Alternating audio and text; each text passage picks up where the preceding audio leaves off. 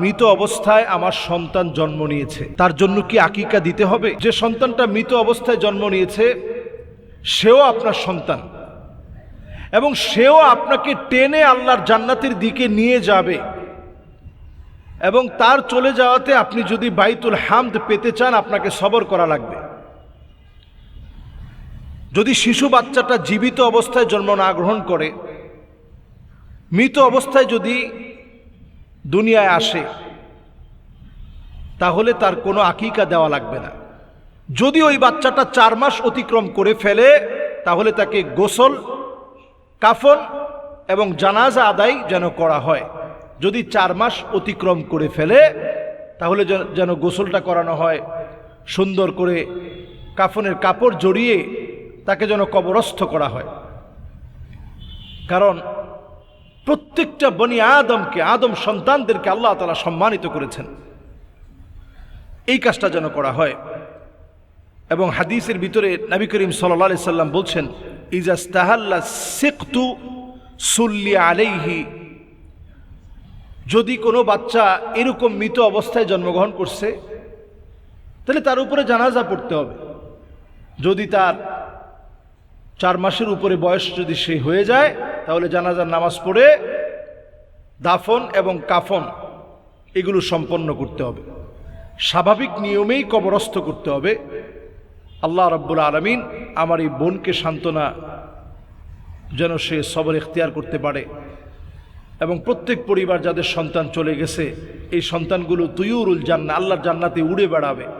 তারা আমাদের জন্য শুভ সংবাদের কারণ হবে, তারা আমাদের জন্য মর্তবার কারণ হবে, তারা আমাদেরকে টেনে টেনে আল্লাহর জান্নাতে নিয়ে যাবে। ইব্রাহিম আলাইহিস সালাতু ওয়াস সালামের তত্ত্বাবধানে তারা বড় হবে। কাজেই এই সন্তানরা আমাদেরই সন্তান, তাদের ব্যাপারে যেন আমরা সবর করতে পারি। অনেক পুরস্কার আমাদের জন্য রয়েছে।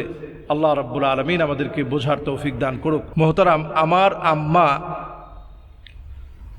তার অন্যান্য সন্তানদের ব্যাপারে আমার কাছে বসে সত্য সত্য অনেক বিষয় বলে, যেগুলো শুনলে হয়তো তারা কষ্ট পাবে।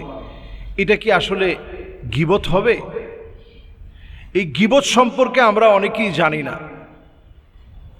যিকরুকা আখাকা বিমা ইয়াকরাহ, গীবত কি জিনিস? আপনার ভাইয়ের বিরুদ্ধে এমন কোনো কথা বললেন যেটাতে আপনার ভাই কষ্ট পাবে, এটার নাম গীবত। হ্যাঁ, যদি সেটা তার মধ্যে থাকে তবেই তো এটা গীবত, আর যদি তার মধ্যে না থাকে ফাকাদ বাহাত্তাহু, আপনি তার উপরে অপবাদ দিলেন, এটা গীবতের চাইতে মারাত্মক। তাহলে বোঝা যায় গীবতটা আমাদের সমাজের ভিতরে একেবারে পাইকারি দরে চলে। এবং যে বোন প্রশ্ন করলেন, এই প্রশ্নের প্রেক্ষিতে আরো বেশি বোঝা যায় যে অনেক সময় আসলে মা এবং মেয়ে দুইজন মিললে অন্যান্য ভাইয়ের নামে, বোনের নামে অনেক কিছু হয়তো মা তার মেয়ের কাছে বলতেছে। এখন এটা গীবত হবে কিনা? হ্যাঁ, আসলে যদি ইসলাহের নিয়তে, সংশোধনের নিয়তে এমন ব্যক্তির কাছে বলা হয় যার কাছে বললে সংশোধন হওয়া সম্ভব, তাইলে এটা গীবত হবে না। কিন্তু আপনি এমন ব্যক্তির কাছে বললেন আসলে তাকে বলার মধ্য দিয়ে কোনো লাভ হবে না, লস ছাড়া, তাহলে আপনি গীবত করলেন। মৃত ভাইয়ের গোশত খাওয়াটা যেমন অসম্ভব, অথচ এই গোশতটা আপনি প্রতিনিয়ত খাচ্ছেন গীবত করার মধ্য দিয়ে। আমরা গীবত করার মধ্য দিয়ে মৃত ভাইয়ের গোশত খাচ্ছি। আপনি চিন্তা করেন। হ্যাঁ, গীবত কোন জায়গায় গীবত হবে না? যদি সংশোধনের নিয়তে, যেমন ধরুন এখানে আমার মুসল্লিদের মধ্যে একজন মুসল্লি, তার হয়তো এমন একটা দোষ আছে যেটা আমি যদি তাকে শুধরে দেই সে শুধরে যাবে, এই জন্য অন্য একজন আমার কাছে এসে বললেন যে খতিব সাহেব আপনি একটু নসিহা করে দিয়েন, এটা গীবত হবে না। এমন গুমরা ব্যক্তি যার গুমরাহি সারা বিশ্বময় ছড়ায় যেতে পারে, এমন ভণ্ড, এমন প্রতারক, যার ব্যাপারে না বললে মানুষ প্রতারিত হবে, ওই ব্যক্তির ব্যাপারে বললে এটা গীবত হবে না, বরং এটা ইসলাহের নিয়তে বলা হয়েছে। এমন ব্যক্তি তিনি এই নামেই প্রসিদ্ধ হয়ে গেছে। এখন আপনি ওই ব্যক্তির কাছে গিয়ে জিজ্ঞাসা করলেন যে ভাই এটা কি ডাকাত বাড়ি? তো এই যে ডাকাত বাড়ি শোনার সঙ্গে সঙ্গে তার মনে একটা কষ্ট লাগবে, দেখছস আমাদের বাড়ি ডাকাত বাড়ি হইল, সে আমাকে সামনাসামনি কেমনে জিজ্ঞাসা করলো এটা কি ডাকাত বাড়ি? তো এইরকম কোনো কিছু যেটা এই নামেই প্রসিদ্ধ হয়ে গেছে, আপনি জানেন না, ওই ভাইরে বলার পরে তিনি কষ্ট পেলেন, এটা গীবত হবে না।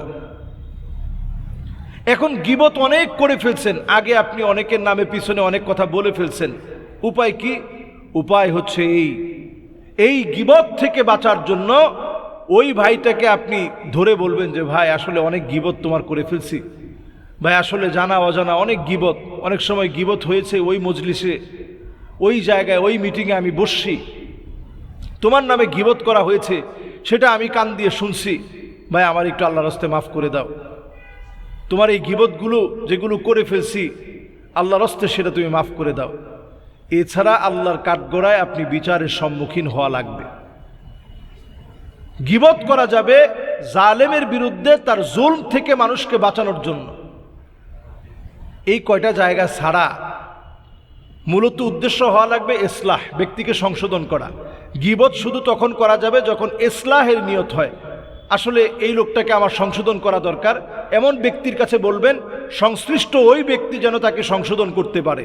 নতুবা কারো গীবত করা যাবে না, ওই গীবতের মাজলিস শোনা যাবে না, গীবতের মাজলিসের সঙ্গী হওয়া যাবে না।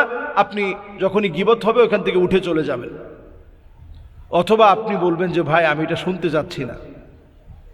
গীবত থেকে আল্লাহ তাআলা আমাদেরকে হেফাজত করুক। আসসালামু আলাইকুম ওয়া রাহমাতুল্লাহি ওয়া বারাকাতুহু।